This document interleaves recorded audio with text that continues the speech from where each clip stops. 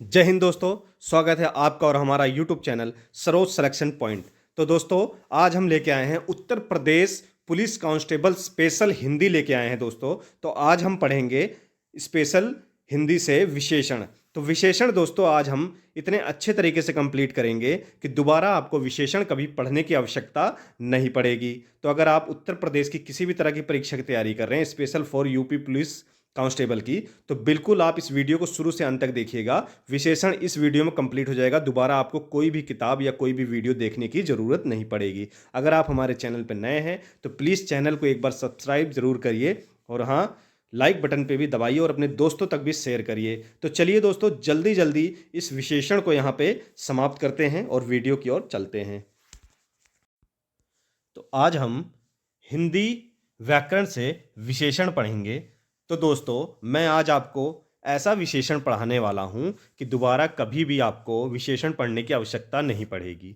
अगर आपने ये वीडियो अच्छे से देख ली तो विशेषण आप इतने अच्छे से समझ जाएंगे कि दोबारा कभी विशेषण आप भूल नहीं पाएंगे, इसकी मैं गारंटी लेता हूं। तो चलिए दोस्तों, विशेषण शुरू करते हैं यहाँ पे।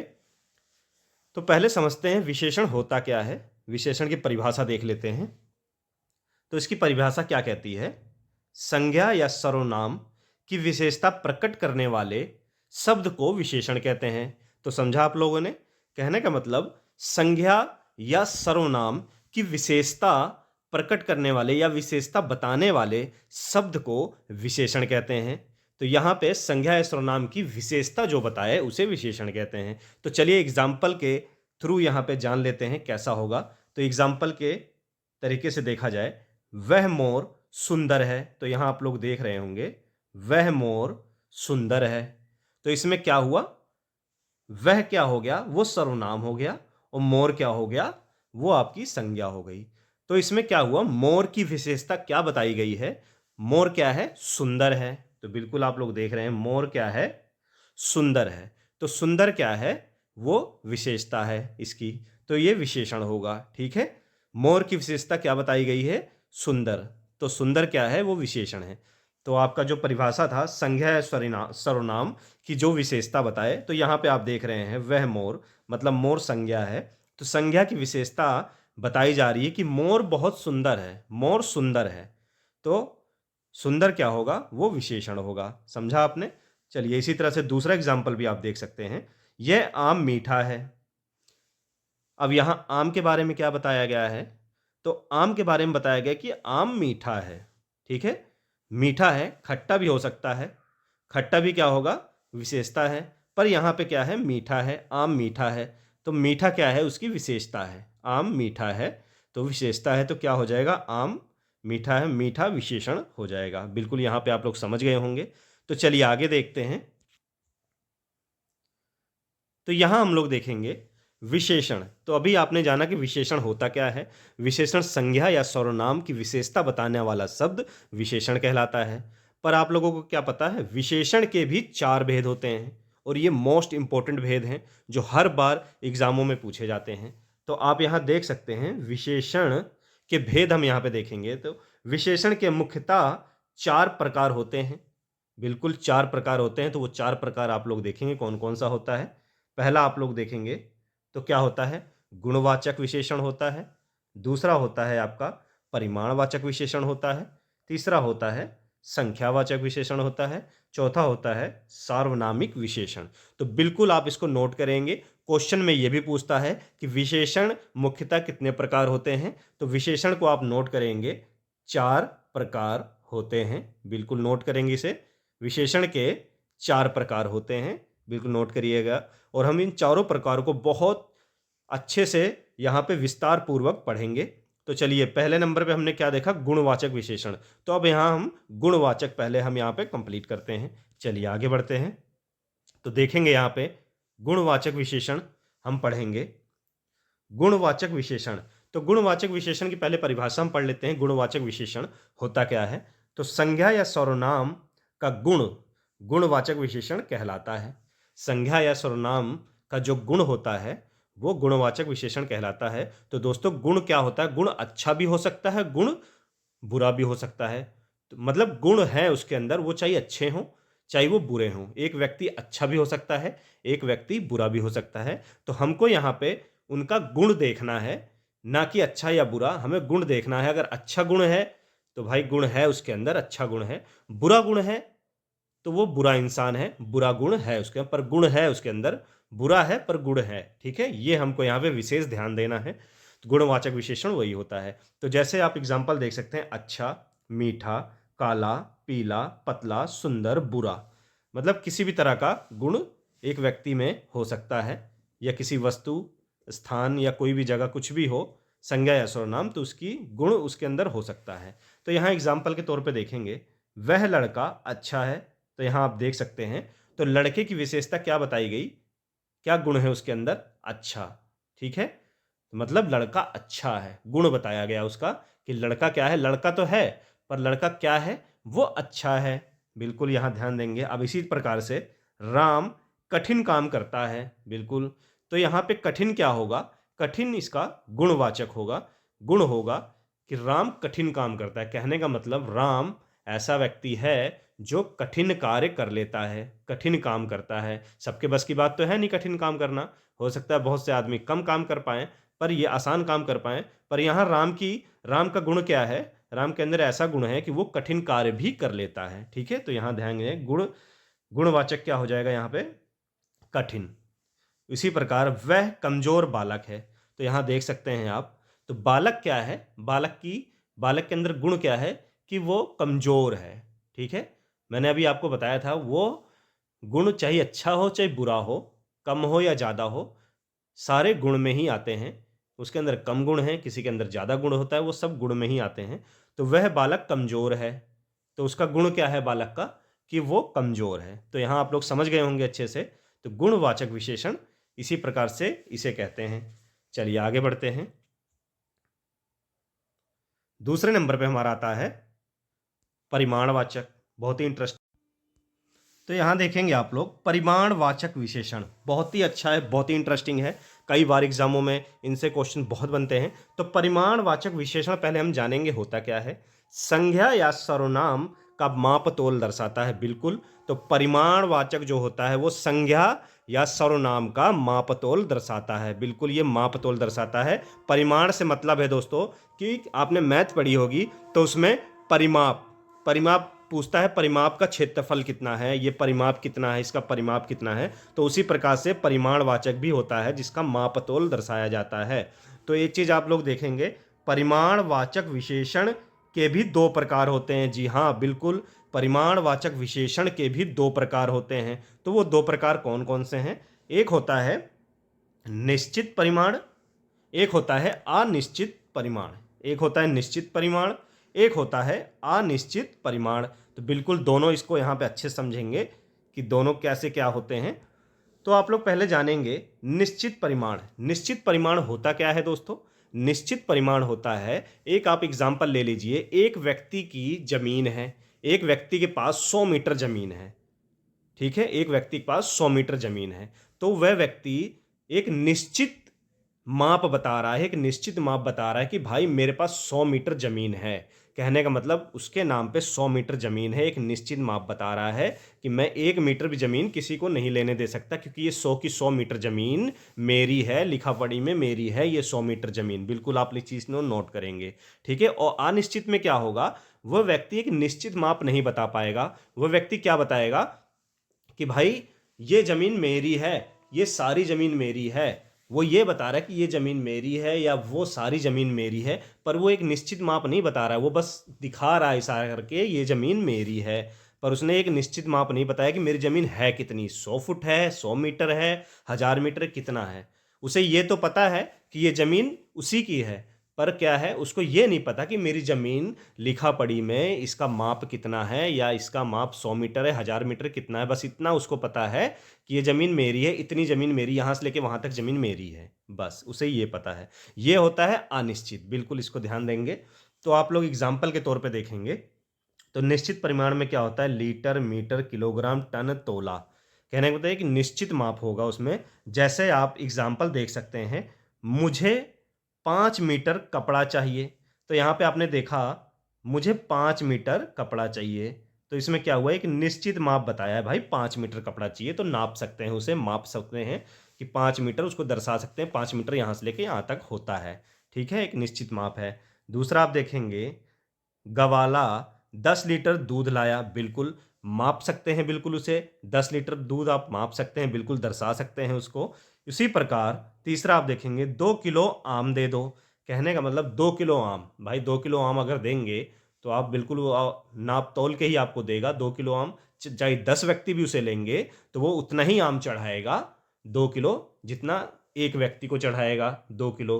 अगर 10 आदमी भी 2 किलो लेंगे तो सब दो दो किलो सब लेंगे तो सब में एक निश्चित माप आएगा, 2 2 किलो का निश्चित माप आएगा, किसी में कम ज़्यादा नहीं होगा। ठीक है, तो निश्चित परिमाणवाचक इसे कहते हैं, बिल्कुल इसको नोट करेंगे आप लोग। अब चलते हैं अनिश्चित परिमाणवाचक की ओर चलेंगे।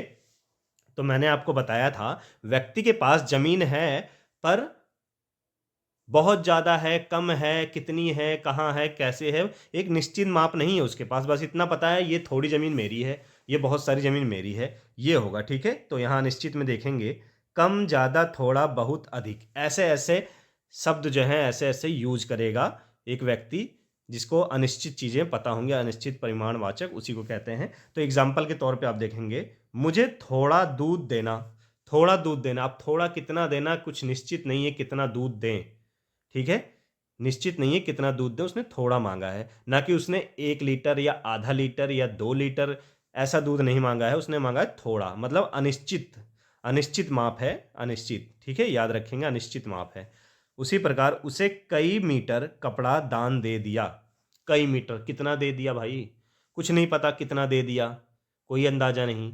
अगर आप किसी से उधार भी मांगेंगे, मुझे थोड़ा चीनी देना, चलो हम तो थोड़ा ला के दे देंगे, ऐसे थोड़ा ला के दे दिया, पर क्या अगली बार जब उस उधार को आप हमें वापस करेंगे, आप हमें वापस करेंगे, क्या जितना उसने ला के थोड़ा दिया था क्या उतना ही थोड़ा आप दे सकते हैं? नहीं दे पाओगे आप। थोड़ा या कम ज़्यादा होगा, क्योंकि एक निश्चित माप नहीं है। अगर आपको उसने 1 किलो चीनी ला के दिया होता तो हाँ, अगली बार आप माप के नाप तोल करके 1 किलो चीनी उसे वापस करते, तो ये एक निश्चित माप होता। ठीक है, तो अनिश्चित में क्या होता है, कैसे कैसे वाक्य यूज होंगे, कैसे कैसे शब्द यूज होंगे, मुझे थोड़ा दूध देना, थोड़ा, उसने कई मीटर कपड़ा दान दिया, घर में बहुत अनाज है, बहुत अनाज है पर कोई उसकी गिनती नहीं है, कोई उसका माप नहीं है, 2 कुंटल है, 3 कुंटल है, कितना है, 1 टन है, 2 टन है, तो कोई उसका निश्चित माप नहीं है। तो बिल्कुल आप लोग समझ गए होंगे, बहुत सरल तरीके से, बहुत अच्छे तरीके से मैं बता रहा हूँ। मैं गारंटी देता हूँ दोबारा आपको विशेषण पढ़ने की ज़रूरत नहीं है, बस ध्यानपूर्वक इसे देखते रहिए। चलिए आगे बढ़ते हैं, आपको समझ आ गया होगा, अनिश्चित परिमाणवाचक भी पता चल गया होगा। चलिए अब आते हैं तीसरे नंबर पे, संख्यावाचक विशेषण। तो बिल्कुल संख्यावाचक विशेषण भी परिमाणवाचक विशेषण की तरह है, पर इसमें कोई माप नहीं, इसमें एक निश्चित गणना की जाती है, निश्चित संख्या होती है। ठीक है, अनिश्चित और निश्चित संख्या होती है दो तरह की, वो हम यहाँ पे समझेंगे। वहां पे परिमाण में हमने कंफ्यूज नहीं होंगे, परिमाण और संख्यावाचक में। परिमाणवाचक में क्या होगा, नापतोल जैसी चीजें आएंगी, लीटर, मीटर, ये सब आएंगी। और संख्यावाचक में क्या होगा, एक निश्चित संख्या मिल जाएगी आपको, 10 15 20 40 50, 10 लोग खड़े हैं, 20 लोग खड़े हैं, इसमें कोई लीटर या किलो या ये सब नहीं नहीं यूज होगा। बिल्कुल आप लोग समझेंगे, चलिए अभी आप समझाएंगे तो आप लोग अच्छे समझ जाएंगे। संख्यावाचक विशेषण संज्ञा और सर्वनाम की संख्या दर्शाने वाला होता है, बिल्कुल जैसा मैंने आपको समझाया अभी, संख्या दर्शाता है। तो चलिए ये भी देख लेते हैं। तो संख्यावाचक विशेषण भी दोस्तों, इसके भी दो प्रकार होते हैं। जिस प्रकार से परिमाणवाचक के निश्चित और अनिश्चित परिमाण थे, उसी प्रकार से संख्यावाचक के भी निश्चित संख्यावाचक और अनिश्चित संख्यावाचक होंगे। ठीक है दोस्तों, तो निश्चित संख्यावाचक में आप देखेंगे 1 2 3, बिल्कुल यहाँ पे संख्या होगी, या 4 5 6 ऐसी संख्या होंगी जिसका आप निश्चित गणना कर सकते हैं कि भाई मेरे पास 4 गायें हैं, मेरे पास 4 व्यक्ति हैं, हम घर में 10 लोग रहते हैं, तो आप एक निश्चित संख्या उसे बता सकते हैं। ठीक है, चलिए उसी प्रकार से आप उदाहरण के तौर पे देखेंगे तो अच्छे समझ जाएंगे। चलिए जैसा कि मेरे 4 मित्र हैं, भाई उसने बता दिया मेरे 4 मित्र हैं, तो मतलब निश्चित हो गया कि बिल्कुल हाँ, निश्चित गणना उसने बता दी कि मेरे 4 मित्र हैं, वो 4 मित्र लाके आपके सामने खड़ा कर सकता है, 1 2 3 4। ठीक है, अभी वो कह देता मेरे पास कई मित्र हैं, भाई कई मित्र क्या है, 50 हैं, 100 हैं, 200 हैं, मतलब कोई निश्चित संख्या नहीं है, अनिश्चित संख्या है। हो सकता है भाई 1000 भी हो सकते हैं, हो सकता है 1 भी हो सकते हैं, 20 भी होते हैं, ठीक है। चलिए उसी प्रकार दूसरा उदाहरण देखेंगे, व्यापार में मुझे चौगुना लाभ हुआ, ठीक है। उसने बता दिया भाई 4 गुना व्यापार में मुझे लाभ हुआ, ठीक है। कितना लाभ हुआ? 4 गुना लाभ हुआ, एक निश्चित संख्या वो बता रहा है। उसी प्रकार से तीसरा देखेंगे, मेरा घर 10वीं मंजिल पे है भाई, बिल्कुल बता रहा है मेरा घर 10वीं मंजिल पे, तो हम गिन सकते हैं 1 2 3 4 5 6 7 8 9 10, हम गिन सकते हैं कि हमें कब अगर जाना भी है तुमसे मिलने, तुमने कहा मेरा घर 10वीं मंजिल पे है, तो हम 10वीं मंजिल पे पहुंच जाएंगे। अगर आपने बता दिया अनिश्चित संख्या बताएंगे, मेरा घर बहुत ऊंची मंजिल पे है, भाई वहां तो 50 मंजिले का पूरा बिल्डिंग खड़ा है। अब कौन सा है? बहुत सारी मंजिलें बताए, बहुत ऊंची मंजिले पे कहाँ पे हो तुम? 50वें पे हो, 10वें पे हो, 15 पे हो, एक निश्चित संख्या आपने नहीं बताई, ठीक है। तो वो अनिश्चित संख्यावाचक में आ जाएगा। यहाँ बात हो रही है निश्चित संख्यावाचक, तो निश्चित आप समझ गए होंगे, बिल्कुल ऐसी गणना, ऐसी गिनती आपको बताई जाएगी कि आप समझ जाएंगे हाँ भाई ये इतनी इतनी इतनी 1 2 3 4 5 6 7 8 9 10 ऐसे ऐसी संख्याएं हैं, ठीक है। आप समझ गए होंगे। चलते हैं अब अनिश्चित संख्यावाचक की तरफ चलते हैं हम लोग, तो यहां समझेंगे। तो अनिश्चित संख्यावाचक में अभी आपको मैंने बताया इसमें कोई गिनती की गणना नहीं होगी, बहुत सारे, कम ज़्यादा थोड़ा बहुत अधिक सारे, ऐसे ऐसे शब्द जो हैं आपको यहाँ देखने को मिलेंगे। जैसे कुछ घर कच्चे हैं, भाई उसने बताया वहाँ 100 घर हैं, किसी मतलब एक मोहल्ले में 100 घर हैं, पर जिससे पूछा गया कि भाई वहाँ कितने घर कच्चे हैं, तो उसने कहा कि कुछ घर कच्चे हैं। अब 100 घर में कुछ घर कच्चे हैं, पर एक निश्चित संख्या नहीं है कि 100 घरों में कच्चे कितने घर हैं। हो सकता है भाई 90 भी हो सकते हैं, 80 भी हो सकते हैं, 10 भी हो सकते हैं, एक भी, कुछ भी हो सकता है, पर कोई निश्चित संख्या नहीं है, अनिश्चित संख्या है वहां पे। तो क्या होगा? अनिश्चित वाचक संख्या यहाँ पे होगा। तो कक्षा में कुछ लड़के बैठे हैं, भाई लड़के बैठे हैं कुछ लड़के, पर गिनती नहीं बताई उसने कि 50 लड़के हैं, 60 लड़के हैं, ये नहीं बताया उसने कहा कुछ लड़के हैं। कुछ का मतलब कुछ भी हो सकते हैं, जितना भी हो सकते हैं, कुछ भी हो सकते हैं, कम भी हो सकते हैं, ज़्यादा हो सकते हैं, क्या हो सकते हैं, कुछ भी हो सकते हैं। कल आंधी में कई पेड़ गिर गए, कई पेड़ उखड़ गए, सॉरी। अब कितने पेड़ उखड़ गए भाई? कोई गिनती नहीं है इसकी। 20 गिर गए, 1 गिर गए, 10 गिर गए, कितने गिरे? कोई निश्चित संख्या नहीं बताई है, बस ये बताया है कई पेड़ गिर गए, ठीक है। कई पेड़ गिर गए, तो कई जो है वो क्या है? अनिश्चित संख्या है, ठीक है। बिल्कुल आप लोग यहाँ ध्यान देंगे, क्या होगा? अनिश्चित संख्या है। तो आई होप आप लोग बिल्कुल यहाँ पे अच्छे से समझ रहे होंगे, बिल्कुल समझ गए होंगे कि क्या होता है। अब यहाँ देखते हैं चौथे नंबर पे क्या होता है, सार्वनामिक विशेषण। तो ये आपको किताब में बिल्कुल नहीं दिया हुआ मिलेगा दोस्तों, मैं आपको बहुत अच्छे तरीके से और ऐसी ऐसी चीज़ें बता रहा हूँ, आप लोग इसे ट्रिक से समझेंगे इस चीज़ को। सार्वनामिक विशेषण, इसका जो परिभाषा है आपको किसी बुक में नहीं मिलेगी, बुक में बहुत लंबा चौड़ा बहुत ज्ञान मिलेगा जिसमें आप कंफ्यूज हो जाएंगे, पर कोई मतलब नहीं है, मैं आपको एकदम ट्रिक से बता रहा हूं। अगर इस तरीके से आप करेंगे तो आपका विशेषण एग्जाम में गलत हो ही नहीं सकता है। तो यहां देखेंगे सार्वनामिक विशेषण की परिभाषा देख लेते हैं। ऐसा वाक्य जिसमें संज्ञा से पहले सर्वनाम आ जाए तो उसे सार्वनामिक विशेषण कहते हैं। बिल्कुल सिंपल है, ये आपको किताब में नहीं मिलेगा, ये मैं आपको बता रहा हूँ ट्रिक वाइज। तो सर्वनामिक से मतलब है सर्वनाम, ठीक है। संज्ञा से पहले सर्वनाम आ जाए और फिर सर्वनामिक होगा, और उसमें हाँ कोई गुण, कोई संख्या, ऐसे शब्द जो हैं वहाँ पे नहीं आएंगे, कोई गिनती नहीं आएगी, या कोई मापतोल नहीं आएगा, या कोई गुण नहीं बताया जाएगा कि विद्यार्थी बुरा है, अच्छा है, कमजोर है, मोटा है, पतला है, कोई गुण भी नहीं बताया जाएगा। सीधा सिंपल क्या होगा? सरल सा वाक्य होगा और संज्ञा से पहले सर्वनाम होगा। तो बिल्कुल यहाँ देखते हैं हम लोग, एग्जाम्पल के तौर पे आप लोग समझ जाएंगे। वे लोग क्या कर रहे हैं, वे लोग क्या कर रहे हैं, बिल्कुल सरल वाक्य है। तो वे जो है वो सर्वनाम है, लोग जो है वो संज्ञा है, तो संज्ञा से पहले सर्वनाम आया, ठीक है। वे जो है वो क्या है? सर्वनाम है, और लोग जो हैं वो क्या है? संज्ञा है, ठीक है, वो संज्ञा है। तो संज्ञा से पहले क्या आया? सर्वनाम आया, कोई मापतोल नहीं, कोई गिनती नहीं, कोई गुण नहीं, कुछ नहीं, सरल वाक्य है, एकदम सिंपल सा वाक्य है। तो ये क्या होगा? सार्वनामिक विशेषण। इस विद्यार्थी ने काम नहीं किया, इस मतलब सर्वनाम हो गया, विद्यार्थी मतलब संज्ञा हो गया। तो संज्ञा से पहले सर्वनाम आया, इसने काम नहीं किया, तो काम नहीं किया, कोई इसमें न गुण, न कोई संख्या, न कोई परिमाण इसमें बताया जा रहा है। यह घर मेरा नहीं है, क्या है? ये घर मेरा नहीं, तो यह क्या है? वो सर्वनाम है। घर क्या है? वो संज्ञा हो जाएगा। ठीक है, तो यहाँ देखेंगे कोई गुण कोई संख्या नहीं है, सीधा सरल वाक्य है और संज्ञा से पहले सर्वनाम है, तो ये सार्वनामिक विशेषण हो जाएगा। इस चीज को ध्यान देंगे। अब आप कंफ्यूज बिल्कुल भी नहीं होंगे, बहुत अच्छे तरीके से मैंने आपको बता दिया। एक बोनस पॉइंट और मैं बताना चाहता हूं आपको। विशेषण में बहुत बार हमने देखा है उत्तर प्रदेश पुलिस कांस्टेबल और एसआई में परिविशेषण भी पूछ लेता है दोस्तों, परिविशेषण। तो इस पे एक विशेष ध्यान देंगे आप लोग, बोनस में आपको बता रहा हूं ये। तो परिविशेषण होता क्या है, कई बार आपने एग्जाम में देखा होगा, बहुत सिंपल है। एक बार देखेंगे इसको, दोबारा कभी नहीं भूलेंगे। परिभाषा इसकी देख लेंगे। विशेषण शब्दों की विशेषता प्रकट करने वाले शब्द परिविशेषण कहलाते हैं। कहने का मतलब विशेषण की भी विशेषता बताने वाले। एग्जाम्पल देखेंगे तो आप बिल्कुल अच्छे से समझ जाएंगे। तो एग्जाम्पल देखते हैं यहाँ पे। मैंने बहुत सुंदर पक्षी देखा। तो आप देख सकते हैं यहाँ पे पक्षी, पक्षी क्या है दोस्तों, संज्ञा है। तो पक्षी की विशेषता क्या बताई जा रही है कि पक्षी सुंदर है। क्या है, पक्षी सुंदर है। क्या है, सुंदर है। विशेषता बताई गई, पक्षी की विशेषता क्या बताई, सुंदर है।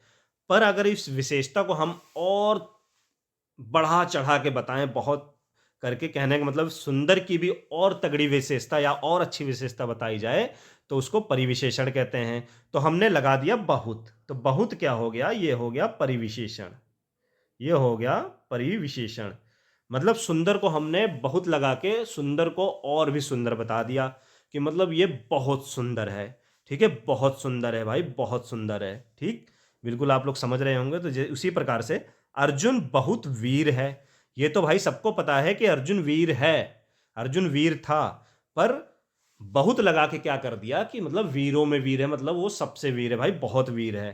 तो बहुत क्या हो गया, वो आपका विशेषण की भी विशेषता बताने वाला शब्द परिविशेषण होता है। तो वीर की विशेषता बता दी इसने। अर्जुन की विशेषता तो वीर है, पर वीर की भी विशेषता इसने बता दी बहुत लगा के कि बहुत वीर है भाई, बहुत वीर है। मतलब यह परिविशेषण है। रोगी बिल्कुल ठीक है। कहने का मतलब अभी नॉर्मल सी बात करेंगे तो रोगी ठीक है, मतलब रोगी की विशेषता क्या बताई गई, ठीक है। पर ठीक को भी और अच्छी तरह बताया गया। कहने का मतलब रोगी और ठीक हो गया, मतलब रोगी बिल्कुल ठीक हो गया। मतलब किस पे जोर दिया गया, तो विशेषण पे जोर दिया गया। विशेषण क्या है, ठीक है, तो विशेषण पे जोर दिया गया और तो बिल्कुल ठीक है, तो ये परिविशेषण हो गया। समझ रहे होंगे आप लोग। एक लास्ट एग्जांपल और देखेंगे। विजय थोड़ा कमजोर है। तो विजय कमजोर क्या है, विशेषण है। विजय क्या है, संज्ञा है। कमजोर क्या है, विशेषण है। तो विशेषण की भी विशेषता क्या बता रहा है कि ये थोड़ा कमजोर है। ठीक है, क्या बता रहा है, थोड़ा कमजोर है। तो ये क्या हो गया, परिविशेषण हो गया। तो बिल्कुल आई होप आप लोग बिल्कुल विशेषण यहाँ पे समाप्त होते हैं। तो आप लोग बिल्कुल विशेषण समझ गए होंगे। ना समझ में आए एक बार और तो दोबारा से इस वीडियो को देख लेंगे, तो 100% आपका जो भी डाउट होगा वो यहाँ पे क्लियर हो जाएगा। तो दोस्तों, कैसा लगा आपको मेरा ये टॉपिक और कैसा लगा मेरा ये ज्ञान? अगर अच्छा लगा हो तो प्लीज़ कमेंट बॉक्स में अपना फीडबैक जरूर दें और हाँ, अपना सपोर्ट बनाए